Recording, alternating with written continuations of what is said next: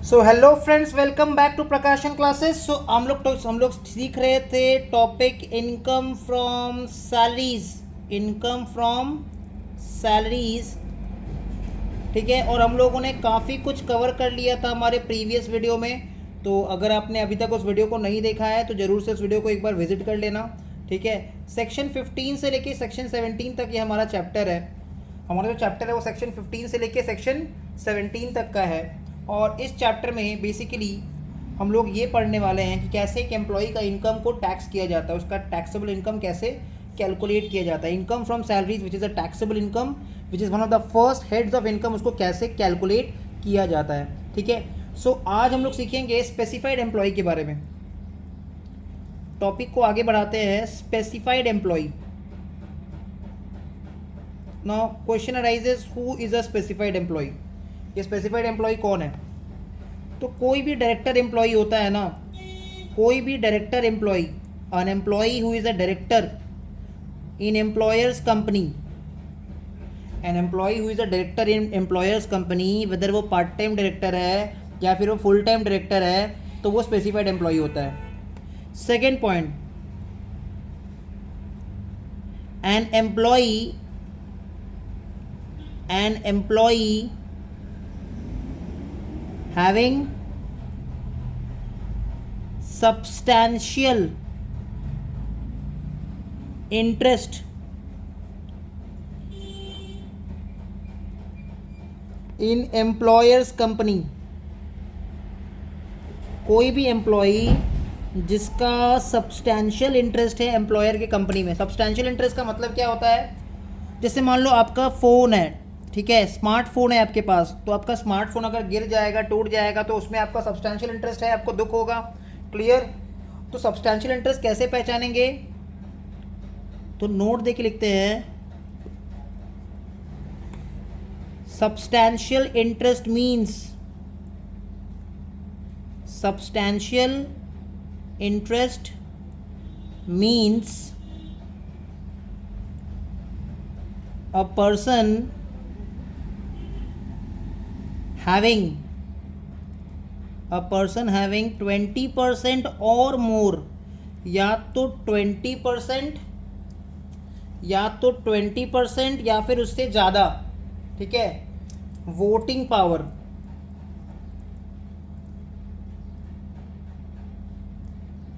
In an organisation.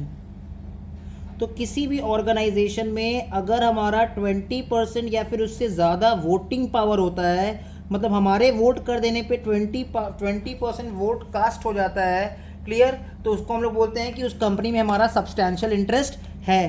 Third point होता है, an employee whose aggregate salary from all employer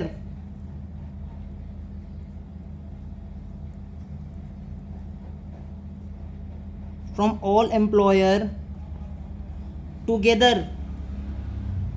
सारा employer मतलब अगर मान लो हम लोग कहीं पार्ट टाइम काम करते हैं तो वो भी हमारा एम्प्लॉयर है, हम लोग कहीं फुल टाइम काम करते हैं, ठीक है, तो वो भी हमारा एम्प्लॉयर है, दो जगह पार्ट टाइम काम कर रहे हैं तो दोनों हमारे एम्प्लॉयर हैं। तो an employ whose aggregate salary from all employer exceeds ₹50,000 per annum, ठीक है।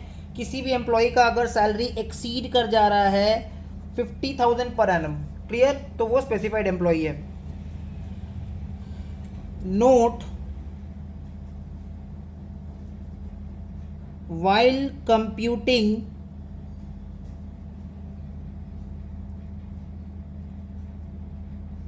salary of ₹50,000 or more, salary of more than 50,000, ठीक है, कॉमा, एक्सक्लूड द फॉलोइंग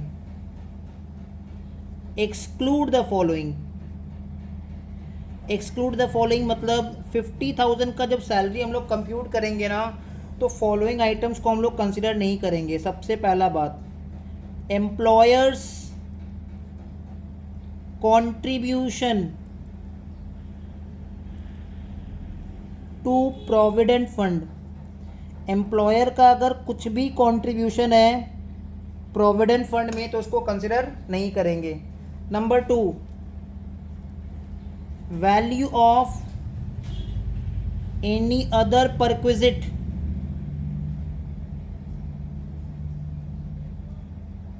ठीक है। एंड नंबर 3, जो आइटम्स डिडक्शन अंडर सेक्शन 16 में आता है, ये हम लोग आगे चल के पढ़ेंगे इसके बारे में, डिडक्शन अंडर सेक्शन 16। तो आइए एक बार हम लोग आपको समझा देते हैं कि स्पेसिफाइड एम्प्लॉय क्या होता है। कोई भी डायरेक्टर एम्प्लॉय है, अगर वो एम्प्लॉय भी है डायरेक्टर भी है, ठीक है, किसी ऑर्गेनाइजेशन में वो एम्प्लॉय भी है और डायरेक्टर भी है, तो उसको बोलेंगे डायरेक्टर एम्प्लॉय। चाहे वो पार्ट टाइम एम्प्लॉय हो, चाहे वो फुल टाइम एम्प्लॉय हो, चाहे वो director through out the year था और पार्ट ऑफ द ईयर था, अगर साल में एक भी दिन वो डायरेक्टर था तो क्या माना जाएगा, director employ. A person an employ having substantial interest, किसी भी एम्प्लॉय का अगर सब्सटैंशियल इंटरेस्ट है किसी ऑर्गेनाइजेशन में, अगर किसी भी कंपनी में हमारा 20% या फिर उससे ज़्यादा वोटिंग पावर होता है, तो it is assume that we are having an substantial interest in that organisation. An employ whose aggregate salary from all employer together exceeds 50,000 per annum, 50,000 से ज़्यादा अगर एग्रीगेट सैलरी है किसी भी एम्प्लॉय का, और ये 50,000 का लिमिट कैलकुलेट करते समय हमको क्या क्या नहीं लेना है, हमको employers contribution to provident fund नहीं लेना है, value of any other perquisite नहीं लेना है, डिडक्शन अंडर सेक्शन 16 नहीं लेना है। Clear?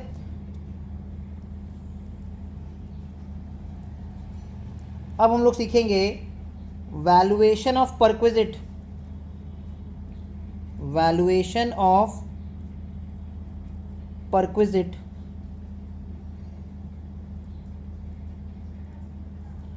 For motor car.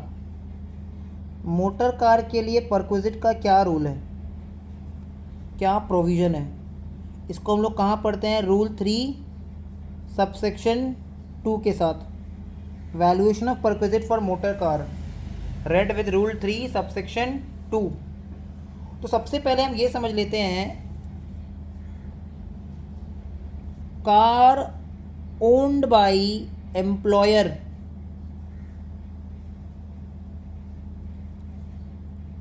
Taxable for specified employ.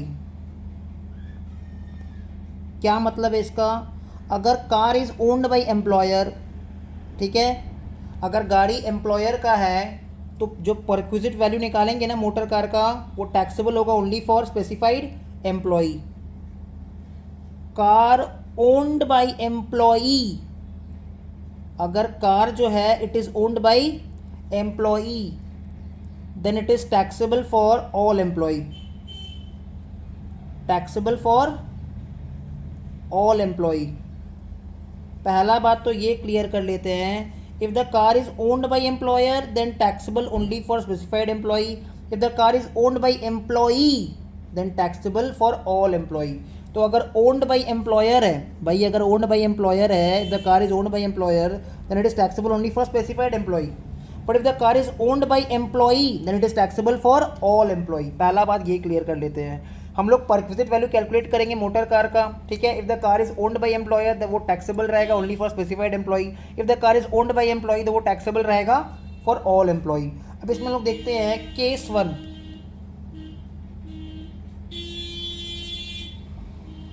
ठीक है, case 1,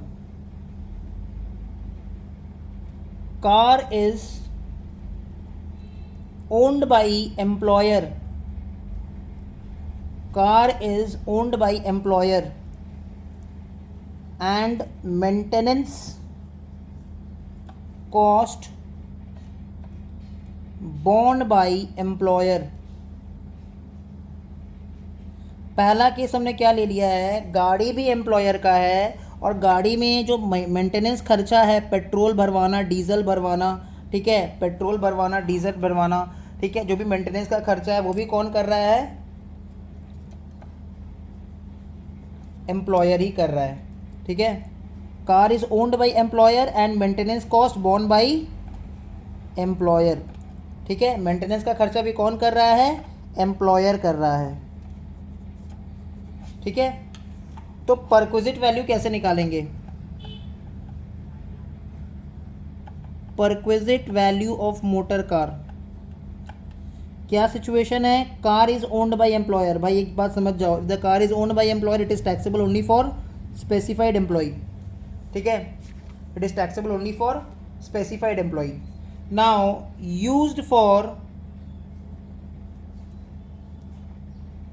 official purpose, the car is used for official purpose,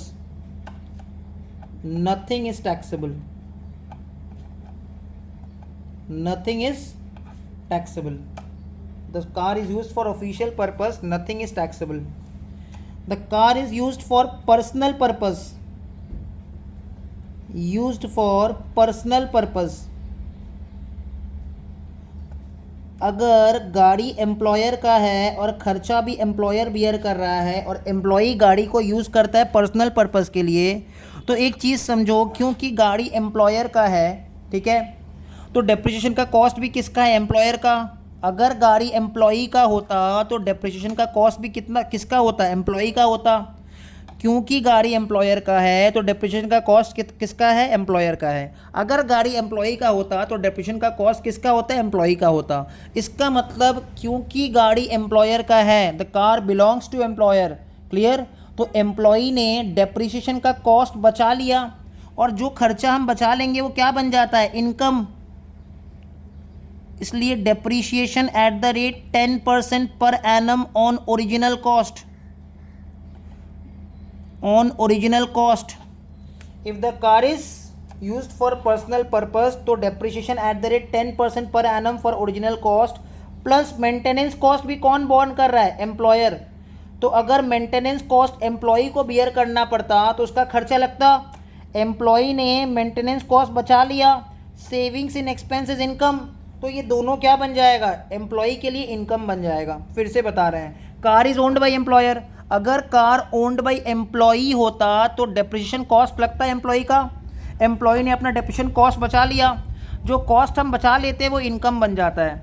similarly expenses are maintenance cost are borne by employer बोला है, तो एम्प्लॉई ने maintenance cost बचा लिया, वो भी उसका क्या बन जाएगा? इनकम बन जाएगा. इसका मतलब if the car is owned by employer and the maintenance cost borne by employer, तो perquisite value of motor car कैसे कैलकुलेट करते हैं? अगर गाड़ी का use specifically for official purpose है, नथिंग इज टैक्सेबल. अगर गाड़ी का यूज़ पर्सनल पर्पस के लिए है तो depreciation at the rate 10% per annum on original cost plus maintenance cost. ठीक है. Third point, used partly for official and partly for personal purpose. Personal purpose मतलब एम्प्लॉई जो है वो गाड़ी का पार्ट यूज़ ऑफिशियल ड्यूटी के लिए and part use personal purpose के लिए कर रहा है. ठीक है. पार्ट यूज़ ऑफिशियल ड्यूटी के लिए and part use personal purpose के लिए कर रहा है. तो हमने क्या देखा? केस 1 में अलग अलग पॉइंट्स बना हुआ है. ठीक है. केस 1 में अलग अलग पॉइंट्स बना हुआ है. If the car is used for official purpose, then nothing is taxable. If the car is used for personal purpose, then depreciation at the rate 10% per annum of original cost plus maintenance cost perquisite value बन जाएगा. If the car is used partly for official and partly for personal purpose, तो पहले हम देख लेंगे, एक होता है स्मॉल कार और एक हो जाएगा बिग कार. एक हो जाएगा स्मॉल कार और एक हो जाएगा big car. Up to 1600 CC, up to 1600 CC क्या हो जाएगा? Small car. And above 1600 CC, above 1600 CC क्या हो जाएगा? Big car. Up to 1600 CC, above 1600 CC. अगर एम्प्लॉयर ने एम्प्लॉय को कार प्रोवाइड किया है, स्मॉल कार प्रोवाइड किया है which is use partly for official and partly for personal purpose, ठीक है, तो उस केस में ₹1800 पर मंथ फॉर कार. और अगर ड्राइवर भी प्रोवाइड किया है तो 900 पर मंथ. ड्राइवर भी प्रोवाइड किया है तो 900 पर मंथ. और अगर एम्प्लॉयर ने एम्प्लॉय को कार प्रोवाइड किया है which is use partly for official and partly for personal purpose, तो ₹2400 पर मंथ फॉर कार. कार के लिए 2400 पर मंथ. और अगर अलग से ड्राइवर भी प्रोवाइड किया है तो 900 पर मंथ. एक बार फिर से हम आपको बता देते हैं, वैल्यूएशन सीख रहे हैं हम लोग। परक्विजिट वैल्यू कैसे कैलकुलेशन करेंगे? Valuation of perquisite for motor car, rule 3 subsection 2। If the car is owned by employer, taxable only for specified employee. If the car is owned by employee, taxable for all employee. Case 1 हमने क्या लिखा है? Car is owned by employer and maintenance cost borne by employer. तो जल्दी से बता दो, car is owned by employer, ये टैक्सेबल किसके लिए रहेगा? स्पेसिफाइड एम्प्लॉई की all employee? And the answer is specified employee. अगर गाड़ी का use, car is owned by employer, employer का गाड़ी है, और मेंटेनेंस कॉस्ट भी कौन बियर कर रहा है? एम्प्लॉयर। अगर गाड़ी का यूज ऑफिशियल पर्पस के लिए है तो नथिंग इज टैक्सेबल। अगर गाड़ी का यूज पर्सनल पर्पस के लिए है तो टैक्सेबल, तो इनकम कितना माना जाएगा एम्प्लॉय के लिए? टैक्सेबल क्या हो जाएगा? Perquisite value of motor car क्या हो जाएगा? Depreciation at the rate 10% per annum on original cost plus maintenance cost. And if the car is use partly for official and partly for personal purpose, गाड़ी का थोड़ा use official duty के लिए, थोड़ा use personal purpose के लिए हो रहा है, तो हमको चेक करना पड़ेगा एम्प्लॉयर ने एम्प्लॉई को स्मॉल कार प्रोवाइड किया है कि बिग कार प्रोवाइड किया है। अप टू 1600 सीसी जो भी कार होगा वो स्मॉल कार होगा, अबव 1600 सीसी जो भी कार होगा वो बिग कार होगा। अगर स्मॉल कार प्रोवाइड किया है and the car is use partly for official and partly for personal purpose, then 1800 per month for car and 900 per month for driver. अगर driver provide किया तो 900 per month, और अगर big car provide किया तो 2400 पर month for big car and 900 per month for driver. Clear? So case 1 सबको clear है। आते हैं केस 2 में।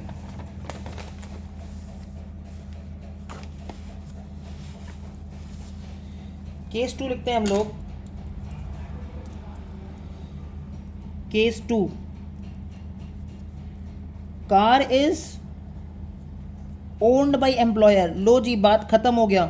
Car is owned by employer, it means it is taxable only for specified employ. Car is owned by employer, तो बात खत्म, it is taxable only for specified employ. ठीक है? Car is owned by employer and maintenance cost, petrol भरवाना, diesel भरवाना, repairing करना, maintenance cost bond by employee, bond by employee, maintenance cost bond by employee. तो car is owned by employer, यहाँ पे बात खत्म हो गया कि it is taxable only for specified employ. Car is owned by employer, तो यहाँ पे ये बात खत्म हो गया, it is taxable only for specified employ.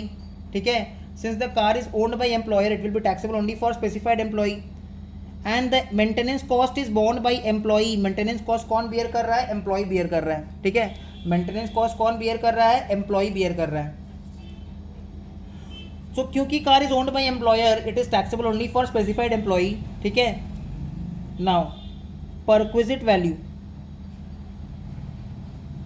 Perquisite value of motor car.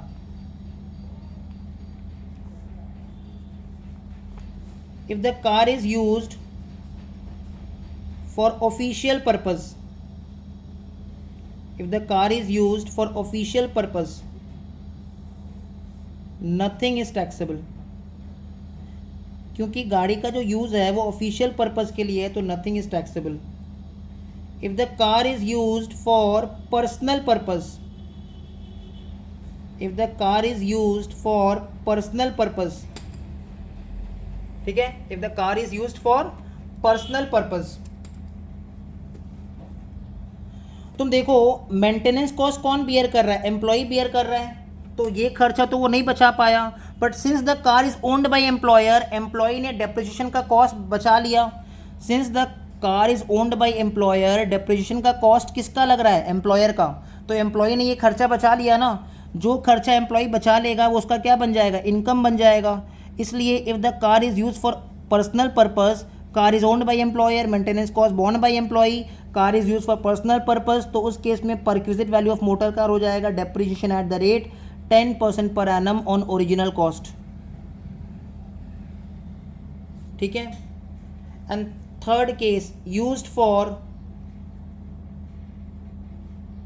Official and personal purpose.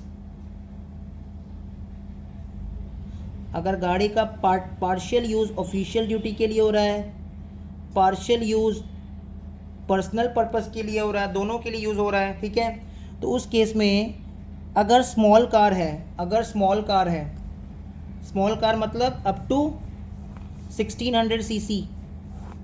अगर स्मॉल कार है, ठीक है, अप टू 1600 सीसी, अगर स्मॉल कार है अप टू 1600 सीसी, या फिर बिग कार है अबव 1600 सीसी, अबव 1600 सीसी, ठीक है। तो अगर स्मॉल कार होगा तो कार के लिए 600 पर मंथ प्लस ड्राइवर के लिए 900 पर मंथ, पर quiz value of motor car बन जाएगा।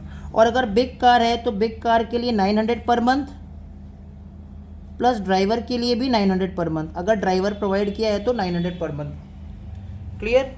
सो if the car is owned by employer it is taxable only for specified employee, क्योंकि car is owned by employer, taxable only for specified employ.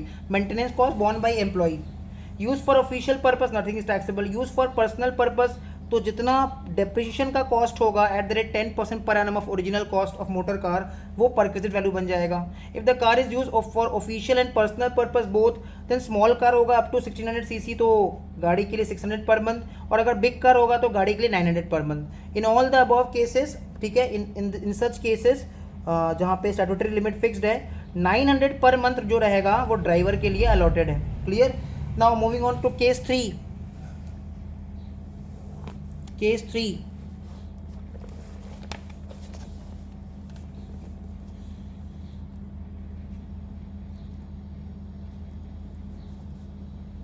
Car is owned by employee. बस बात खत्म। Car is owned by employee मतलब it is taxable for all employee. Car is owned by employee and maintenance cost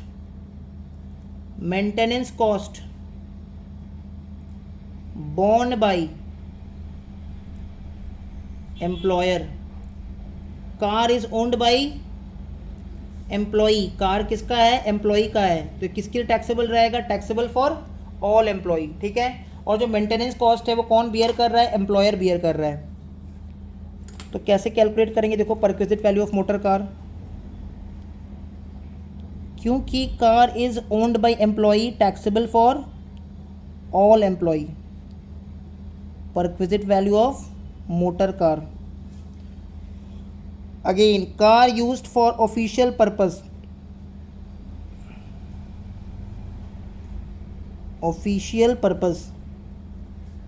अगर गाड़ी का जो use है वो सिर्फ और सिर्फ ऑफिशियल पर्पस के लिए है, if the car is use for official purpose then nothing is taxable, क्योंकि ऑफिशियल ड्यूटी के लिए है तो पर्सनल बेनिफिट नहीं ले रहा है कोई एम्प्लॉई, ठीक है। Nothing is taxable. Car is owned by employee, hence it is taxable only for, it is taxable for all employee. If used for personal purpose, car is used for personal purpose, personal purpose. देखो, maintenance cost कौन beer कर रहा है? Employer beer कर रहा है, तो maintenance cost बचा लिया एम्प्लॉय ने।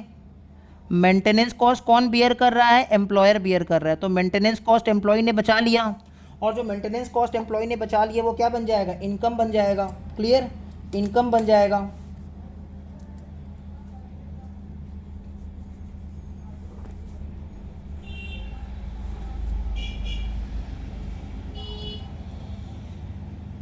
Used partly for official and partly for personal purpose. गाड़ी का जो यूज़ है पार्टली फॉर ऑफिशियल है and partly for personal purpose है। अगेन, अगर स्मॉल कार है, बिग कार है, small car up to 1600 CC and big car above 1600 cc। Car is owned by employee मतलब taxable for all employee, and maintenance cost borne by employer. खर्चा जो है कौन beer कर रहा है? एम्प्लॉयर बियर कर रहा है। And the car is use partly for official and partly for personal purpose, तो उस केस में actual expenses incurred by employer incurred by employer, ठीक है, इनकर्ड बाय एम्प्लॉयर, जितना खर्चा एम्प्लॉयर बियर कर रहा है as reduced by ₹1800 per month. इसका मतलब क्या है, सपोज एम्प्लॉयर ने खर्चा बियर किया है स्मॉल कार के लिए, car is owned by employ, maintenance cost borne by employer, खर्चा एम्प्लॉयर ने बियर किया है। सपोज एम्प्लॉयर ने 50,000 का खर्चा बियर किया है पूरा साल में, expenses incurred by employer is 50,000, so 1800 per month के हिसाब से 21,600 होता है। तो 50,000 में से 1800 पर मंथ के हिसाब से 21,600 माइनस हो जाएगा। Expenses born by employer 50,000, 1800 per month के हिसाब से पूरा साल का 21,600 होता है। क्लियर, 21,600 होता है, तो 50,000 में से 21,600 माइनस हो जाएगा, रिमेनिंग पार्ट परक्विजिट बन जाएगा। सिमिलरली बिग कार के लिए actual expenses incurred by employer as reduced by ₹2,400 per month, ठीक है। जितना खर्चा एम्प्लॉयर ने किया उसमें से हर महीना का 2400 रुपया माइनस कर देना है। हर महीने का 2400 रुपया का मतलब कितना हो जाएगा, 28,800। सपोज एम्प्लॉयर ने 50,000 का खर्चा किया बिग कार के लिए, मेंटेनेंस कॉस्ट का खर्चा किया बिग कार के लिए 50,000 का, so actual expenses incurred 50,000 and 2400 per month के हिसाब से जाएंगे तो पूरा साल का 28,800 माइनस कर देंगे। रिमेनिंग पार्ट क्या बन जाएगा, perquisite value of motor car, ठीक है। इसमें कुछ कुछ बात हम लोग को याद रखना है, जिसको हम लोग नोट में लिख देते हैं note.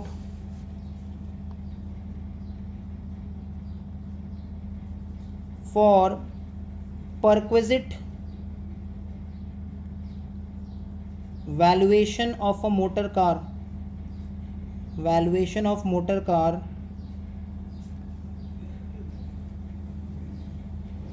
a month means only completed months। हम लोग को जहाँ जहाँ मंथ बोला जाएगा ना, सिर्फ completed months को लेना है, ignoring any fraction। Suppose employee ने एम्प्लॉयर को या एम्प्लॉयर ने एम्प्लॉई को गाड़ी प्रोवाइड किया है in the month of July, 4 जुलाई को प्रोवाइड किया है, ignoring any fraction of the month, fraction of the month, तो कोई भी फ्रैक्शन ऑफ द मंथ को इग्नोर करना है। Perquisite valuation of motor car के लिए a month means only completed months, ignoring any fraction of the month, ठीक है। सपोज एम्प्लॉयर ने एम्प्लॉई को गाड़ी प्रोवाइड किया है, car is owned by employer, case 1 का एग्जांपल लेते हैं, car is owned by employer और एम्प्लॉयर ने स्मॉल कार प्रोवाइड किया है एम्प्लॉई को, विच is use partly for official and partly for personal purpose. इसका मतलब गाड़ी के लिए तो 1800 पर मंथ होगा, इतना तो फिक्स है। बट एम्प्लॉयर ने कार 4 जुलाई को प्रोवाइड किया है, तो जुलाई महीने को नहीं लेना है, अगस्त से लेके मार्च तक होगा 1800 पर मंथ। एम्प्लॉयर ने कार 4 जुलाई को प्रोवाइड किया है, तो जुलाई मंथ को नहीं लेना है, अगस्त से लेके मार्च तक कैलकुलेट करेंगे 1800 per month. Clear, so this was all about perquisite value of motor car. Hopefully यहाँ तक सारा चीज़ समझ में आ गया होगा। मिलते हैं आपसे नेक्स्ट वीडियो में, टिल देन बाय बाय।